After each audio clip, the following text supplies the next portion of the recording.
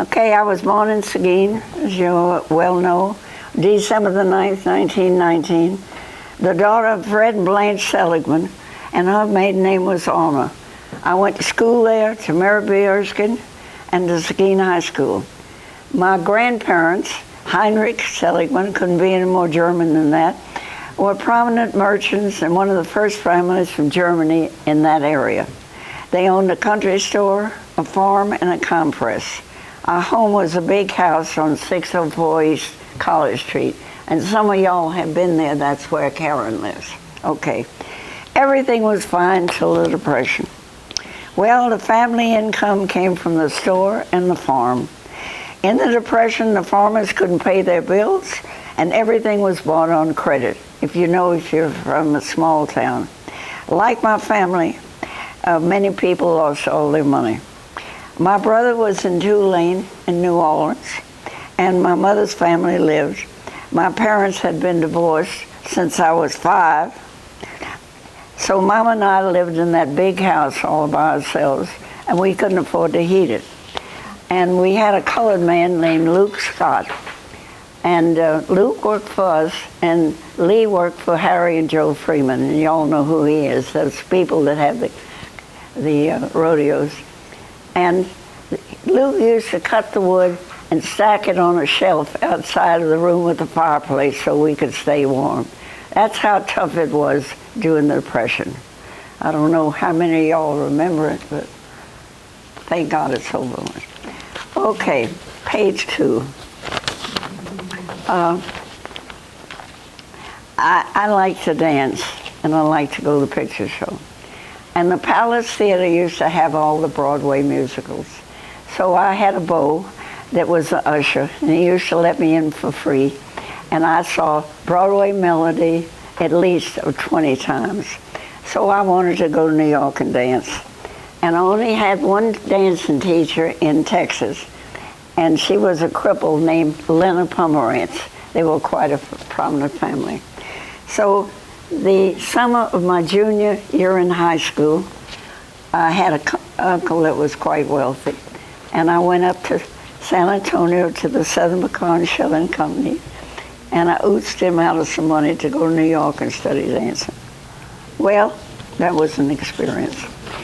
And when I was we went to Alvini School of the Theater, and the man looked like the Arliss, the old actor, and they taught everything but theater.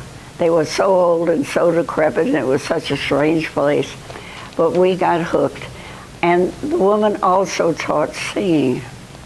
She thought I could sing. Well, I couldn't sing. So she had a friend that was a PR person with Rudy Valley's orchestra. Now, I'm going back a long way. And they were playing at Brighton Beach in New York. And all the beaches had great big orchestras out. So when you were swimming in the Atlantic Ocean, you could hear the music. So we went out there, and I stayed in a brownstone with a girl named Edith Wilson. We had a one-room apartment, and it was right next to the school, where the bathtub and the kitchen were in the same place. And we used to cook spaghetti in the bathtub and drain it on the drain. Well, anyway, so we got all dressed up, and in those days you wore hats and gloves, and we went to Brighton Beach on the subway. And we got out there, and of course everybody's swimming clothes, and here Ethel and I are so hot in this formal dress, but ladies didn't go out in those days without hats. And they didn't go out in those days without gloves. Well, I could elaborate, but I won't. Let me see where I am. So anyway, we went out there, and then we rode the bus back with the orchestra. And the man who I was to see was named Murray Pitlock. So he said, "You come with us to the studio and audition." And I sang 2 notes, and he said, "Can you dance?" So I said, "Yes, that's what I do." And he said, "Well, I'm going to introduce you to Mr. Joe Moss. He's the owner of the Hollywood restaurant, and they're going to have a fall show. I think that was in August, in September, and you can audition for it. So I said, fine. So about a week later, I went down to Med Murray. He was a very nice gentleman. He was a gentleman. And we had supper. And then he introduced me to Mr. Moss. And it was in a club called the Hollywood.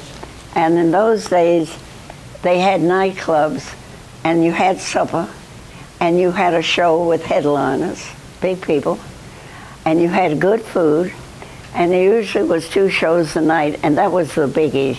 There was the Hollywood, the Paradise, the Copacabana, and so forth and so on. These were the clubs in New York. And he said to this man, he said, and she was Miss Texas. I was never in a beauty pageant. I was never Miss anything. And of course the man, you know, took it in. We didn't have computers and telephones. We had telephones, but they were expensive for long distance, so nobody used them. Everybody sent telegrams. So anyway, I got the job.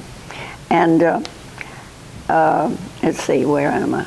And I was 15 years old.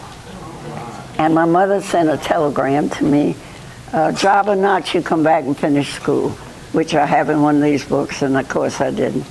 So I worked at the Hollywood, and then I was in a show called White Horse Inn, and it's not there anymore, but the Rockefellers built a wonderful theater right across the street from Radio City. It was called the Center, and that's where they had operettas and things like that. So I was in a show called White Horse Inn that originated in Austria, and they came over from Europe. The year was 1936. We had yodelers, we had slap dancers, we had goats, we had about 24 dancers, we had singers, we had acrobats.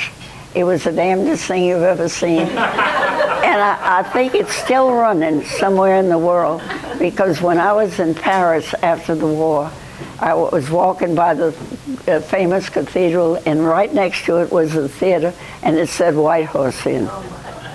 So it was an operetta.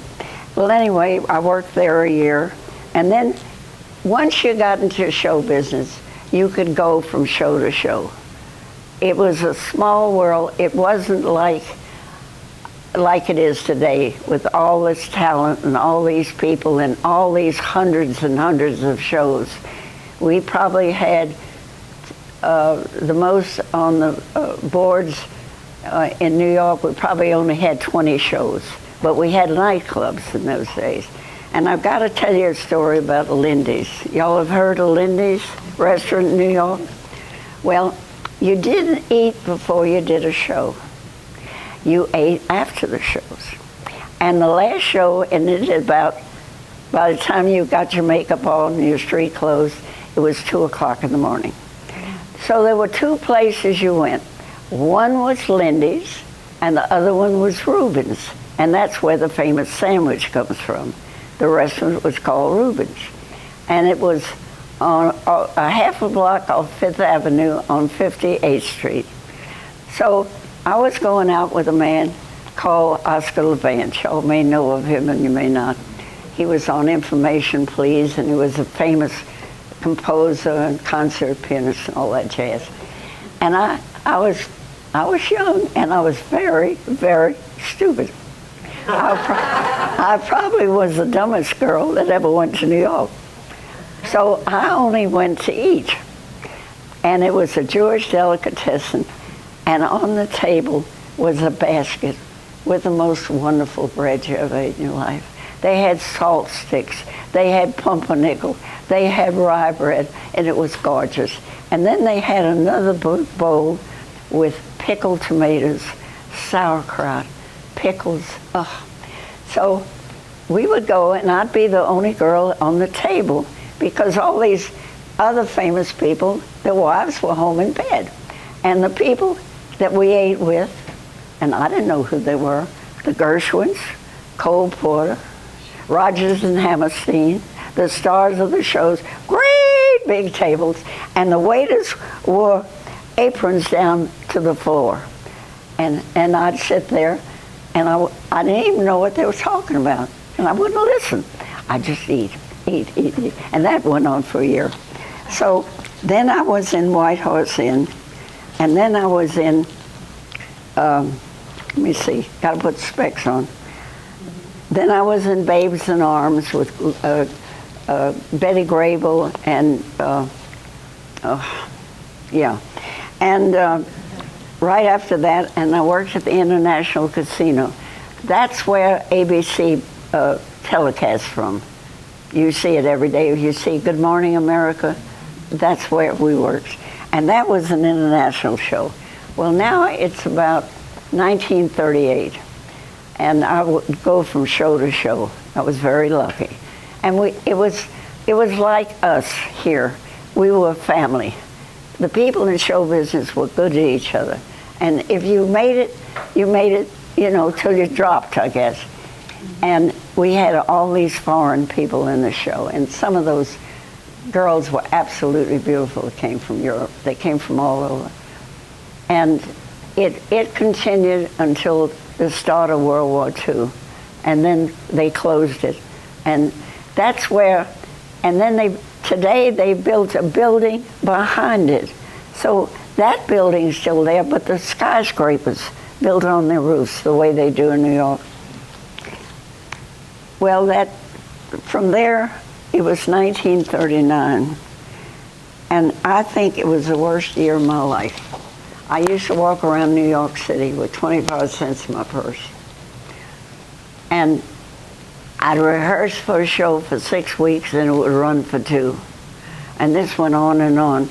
And we were broke in New York. We were broke in America in 1939. Didn't matter who you were. So, let's see. It was all right. There was no work. And to get by, I modeled in the daytime in the dress garment industry for some famous designers like Seal Chapman, Bill Blass, and so forth and so forth. Did runway work. And then I went on the road for NTG, and we played every mining town in Pennsylvania. And the miners would come with their hats on, and they'd just be white around their eyes. And it was so damn cold that we wore men's long underwear all day long, and the only time we took it off was on stage, and the snow was so thick. That lasted about 3 months. And when we got to a certain town, I said, that's it. I'm going back to New York. I can't take it. So I got on the bus with all the stage makeup. My mother was in Milford, Connecticut, and I went up there and I said, no more. I can't be on the road. But in the meanwhile, I played vaudeville, and I sang, I'm putting all my eggs in one basket. And it was at Low State, New York for NTG. Well, there she is.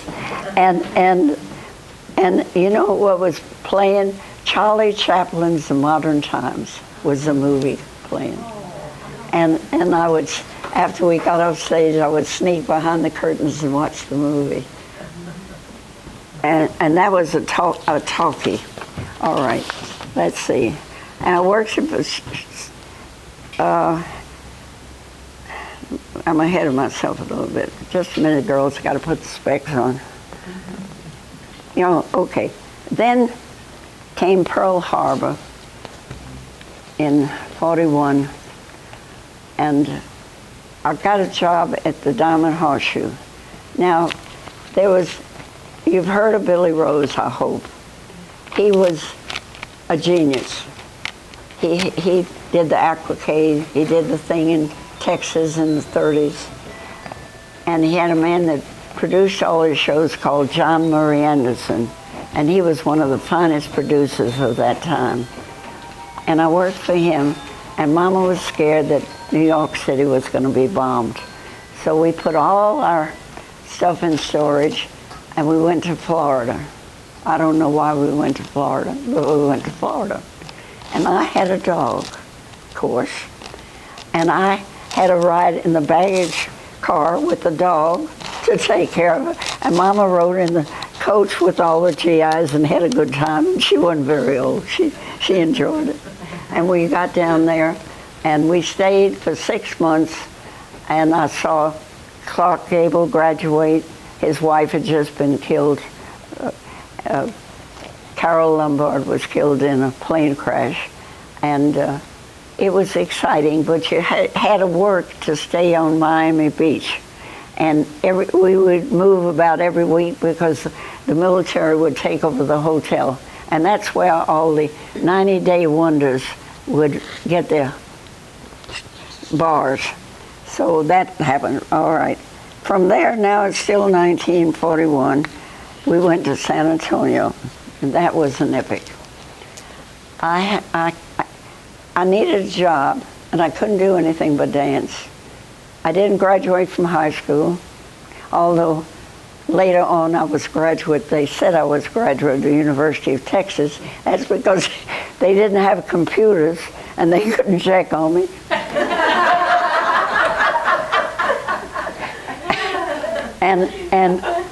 And the only job I could get was working the Fort Sam Houston had a motor corps, and all the society girls in San Antonio were members of it. Okay. Of course, I wasn't a society girl. I was from Seguin. And they all drove the colonels and the generals around. And you know what I drove? The munitions trucks down to New Braunfels Avenue. And put the musicians in the ground. I didn't know it was music. A great big 6x6 truck. There's one that I didn't hit somebody. And I had a colored gentleman. Then I was promoted to get the mail every day from the main post office. And I had an old colored gentleman, I don't know how old he was, that rode in the back of the truck so we could unload the truck at the post office, the main post office. And I worked there about 2 or 3 months. And I was called in the office one day, and they said, "Miss Seligman, we want to talk to you." I said, "All right." So I went sat down with them, and they said, "We understand that it was hot. It was August. And this poor old man was sitting in the back of the truck. You know, no air conditioning in those days in trucks." So I said to him, "Would you like to ride up front with me where it's cooler and you have something over your head?" And he said, "Sure." He must have been 60, 65. To me, that was old then, huh? And he said, yes. So they called me in the office and they said, "Miss Seligman, we understand you're letting a colored man ride up with you in the front truck?" And I said, "Yes." They said, "Well, if you keep doing that, we're going to fire you." I said, "You don't have to fire me, I quit." So that was 1942, girls. That's the way it was then. All right. Let's see. All right, that's that part. Then Mama decided that we won't go into New Orleans. I wrote a letter to Mr. Rose, and I said, "I'm in New Orleans, and I need a job. Can I please come back to the Horseshoe?" So I got a wire from him, and I went back to New York. Now it's the early part of 42. Oh, no, it's now about 43. All right, so I worked at the Horseshoe for about a year. It was my 4th show for him. I worked 4 shows at the Horseshoe. At the Latin casino he had, and that lasted about 6 weeks. That was in 39. That was bringing back vaudeville. Well, nobody was interested. So then, let's see, now where am I? It's been a long walk, girls. I heard about camp shows, U.S.O. camp shows, and they had never taken a big Broadway show to the Pacific. So they decided that they wanted to do that. And there was a show on Broadway at the Winter Garden Theater called Mexican Hayride, which was very appropriate for me. You heard of it? In 44, I saw that. Yes. Did you see it? Well, isn't that something? So it was a little bit burlesque, But that's another story. So I heard that he had Mike Todd and Billy Rose could have been twins because they were two little Napoleons, and they were both geniuses. They could do anything they put their mind to it. Cole Porter had the music, and it was a very successful show. So they were sending it overseas. And some of the performers that were in the Broadway show went, and everybody was ready to go, and Mike Todd, one of the girls wasn't pretty enough for him. He was that kind of a bastard. So, I mean it. So I heard that there was an opening, and I just happened to know the stage manager because I did summer stock in Louisville, Kentucky one summer. We did 6 Broadway shows in 6 weeks. That means we worked at night and rehearsed in the daytime. Well, anyway, so I went to see Sammy Lambert was his name, and he gave me the job, and I learned the show in a week. Well, U.S.O. was camp shows. There were 2 organizations, U.S.O. clubs and U.S.O. camp shows. Well, the camp shows, you had to be FBI, you had to get your shots, all this rigmarole. It was a different thing. And then when you went overseas, you had to sign a contract for 6 months. Now, people like Bob Hope and the stars that went over, they'd go for 2 or 4 weeks. But the ones that did the Broadway shows are the foxhole units. And they had a lot of foxhole units in Europe, which comprised of about 8 people. They worked harder than anybody, than any of the entertainers. They'd go from battlefield to battlefield, really, in those days. But we were a Broadway show. And we went to Saks and we got our uniforms, and it was the same as the Army nurses. Well, we did a audition for the government at Fort Dix, New Jersey, and they censored it because it had too much dirty words in it. This is 1944. They would not send us over. We had to change it. Well, because we were on the payroll, we paid every Army base, every Navy base, every Coast Guard base while they did the show over on the East Coast. Went everywhere. Flew, walked, went on trains, went on buses, but they got their money's worth out of us. Well, in October, I joined them in October of '44, and finally they decided we're going to get ready to go. But you can't tell anybody, you can't take a camera. We couldn't have cameras. We couldn't tell our families we were leaving. It was all so hush-hush, it was ridiculous. And where did we go? They sent us to the Pacific in the woolen uniforms. And we got on a ship called the Matsonia, and it was from the Matson line owned it. It was designed for 500 people, and there were 5,000 of us on the ship. We had people from the Caribbean, we had Red Cross workers, we had U.S.O. shows, we had the Army, I never did a Marine show. MacArthur wouldn't let us. We had all these various groups of people, and we were, well, I don't remember going under the San Francisco Bridge, because we were stationed at the Fairmont Hotel in San Francisco, and if y'all have ever been to San Francisco, you know it's the best hotel in town. And on the mezzanine, people were coming and going. They were coming back from overseas, they were going overseas, and there was a continuous party for a week. Well, we went to San Francisco about a week, and we went down, you couldn't help but see it. People, buses full of screaming girls going down the road to the port. So we got on the ship, and I think I drank a bit in those days, because I don't remember going under the the San Francisco Bridge. So anyway, this girl says to me, this woman a little bit older than me, she said, we're going to have to organize a stateroom. I said, we are? She said, yes. There were 20 girls. She said, we had water twice a day. So we got the 20 people, and we got 10 groups of people, and they had so much time on each one. And then we got on that boat, and it took us 6 weeks to get the Pacific. 6 weeks. You can fly it, I guess, in 10 hours today, or 8 hours. So we landed in Hollandia, New Guinea. And this friend of mine, she puts her hat on, she puts a tie on, it's hotter than hell, puts her gloves on, and you could either ride next to the cab of the truck behind it and die of the heat, or you could ride at the back of it and eat dust.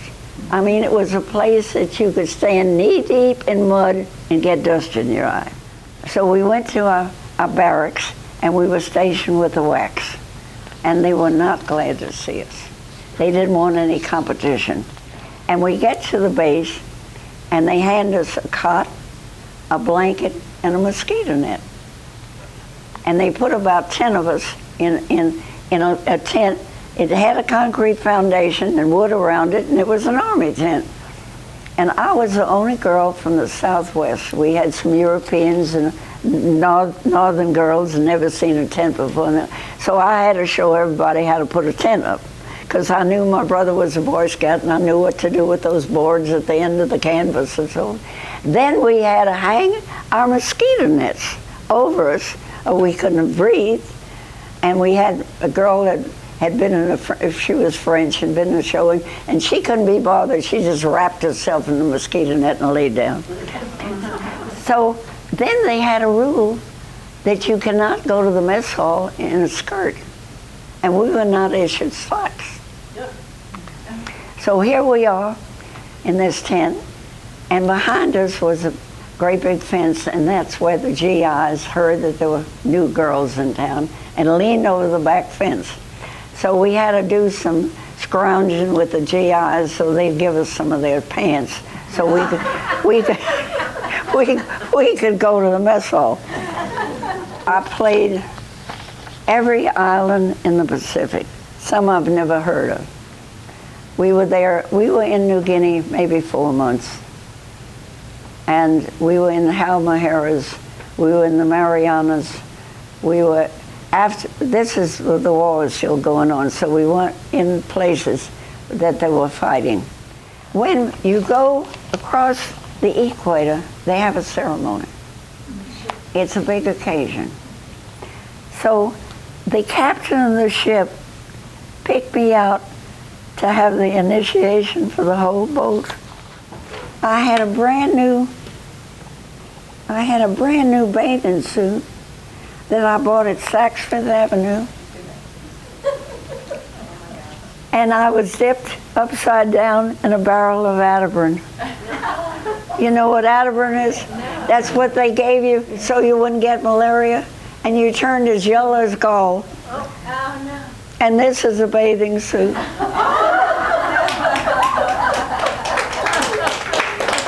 I never threw it away. And Betty Grable had one just like it. She was photographed in it. We were overseas all together 9 months. And we were supposed to go through the canal, Panama Canal, to come home. And I wish we had it because I've never seen it. And we get to the middle of the Pacific, the war's still going there. And it was a Kaiser ship and it broke down. So we're sitting in the middle of the Pacific, the war's going on. It was almost over then. And what could we do? We had to sit there till they sent us parts from Honolulu, some damn place. And then there was an island over there somewhere, Ulithi. And the Navy heard that we were on this ship, and would we come over and do a show? So about 10 of us volunteered to do a show. And the ship was a Kaiser ship, and it was their reputation to break up. And the bottom of the ship was all filled with wounded. It was not a very good experience. And it was very hot. So we went over to Ulithi.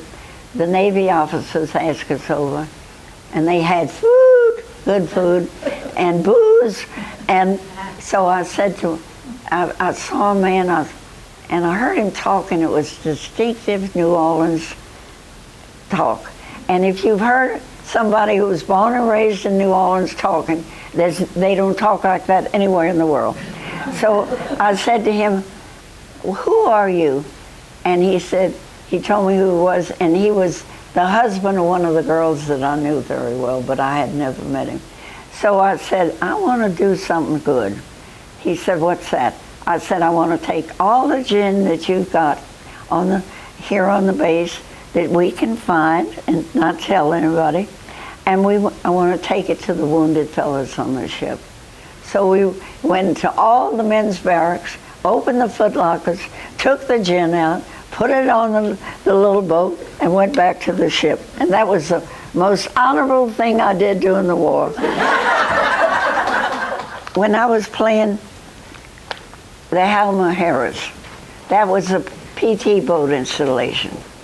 And that's where Kennedy's squadron was.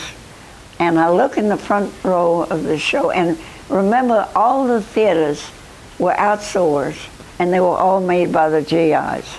They made the stages, and they did whatever materials they had, and they all sat on board, or they sat on the ground if it was a hill. And I look outside, and there's this man sitting there, and I said, oh my God. It was a boy, Clarence Seguin, they're very prominent people in Seguin. He was the head of all the schools there, Papa Joe Seguin.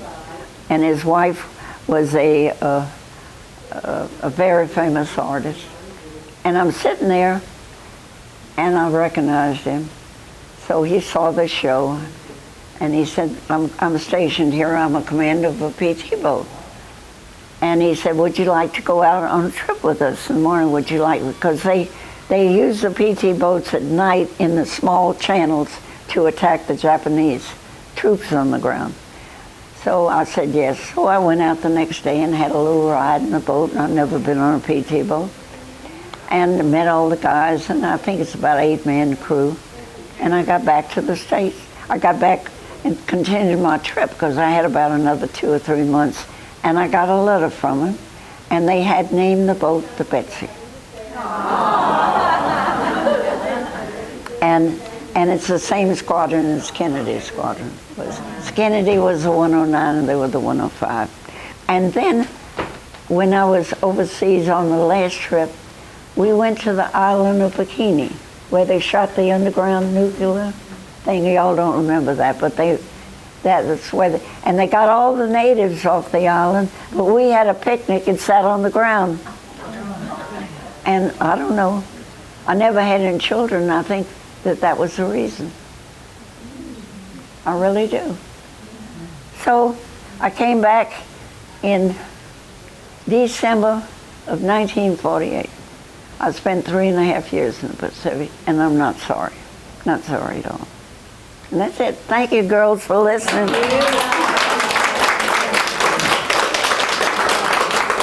Thank you. And if you'd like to, no, that's enough. Stop. If y'all like to look at some of these books, you may. I've got to tell you, this was a real coup for our hostesses today. Because I've been saying for 3 years, Betsy Robinson, please come and talk to me. Oh, you don't want to hear from me. So, Helga and Liz, job well done. And Betsy, a life well lived. Thank you. Thanks, girl.